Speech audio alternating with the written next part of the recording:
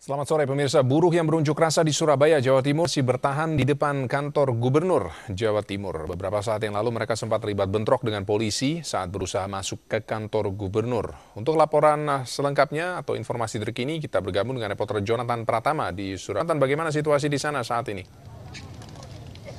Baik Ralf, saat ini kondisi sesaat setelah terjadinya demonstrasi berada di depan kantor Gubernur Jawa Timur. Saat ini massa sudah mulai tenang dan mulai meninggalkan lokasi yang berada di depan kantor Gubernur Jawa Timur. Dan beberapa saat lalu pihak kepolisian sempat mencari siapa dari provokator yang diduga provokator dalam yang menyebabkan kericuhan pada demonstrasi kali ini, dan juga mengejar para pendemo yang masih tetap ingin masuk ke dalam kantor gubernur dan tidak mau meninggalkan lokasi tempat terjadinya demonstrasi yang berada di depan kantor Gubernur Jawa Timur, tepatnya di depan Jalan Pahlawan.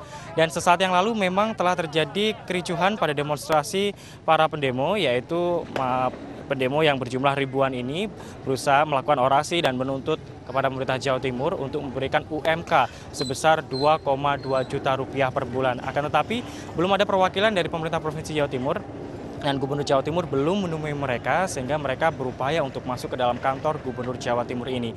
Mereka terus berupaya, mereka membentuk barisan dan kemudian mereka maju ke depan untuk mendorong pintu pagar dari kantor Gubernur Jawa Timur. Dan akhirnya pintu pagar tersebut berhasil dirobohkan oleh para pendemo. Akan tetapi pihak kepolisian telah sigap dengan water cannon-nya. Para polisi menyemprotkan kepada aksi massa dan juga melemparkan gas air mata kepada ribuan massa yang berusaha masuk ke dalam kantor Gubernur Jawa Timur. Dan kemudian akibat dari semprotan air dan juga gas air mata, para pendemo yang sebelumnya berusaha untuk masuk dalam kantor gubernur, mereka membubarkan diri dan membubarkan barisan mereka, dan mereka terlihat terpencar-pencar dari berbagai sisi yang berada di sekitar kantor Gubernur Jawa Timur. Dan hingga saat ini perwakilan dari buruh dan juga dari polisi juga masih melakukan dialog untuk mereka dapat mencari solusi dari saat ini.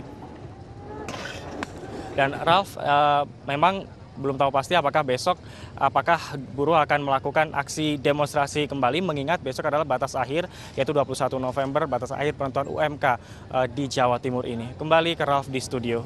Baik, terima kasih Jonathan.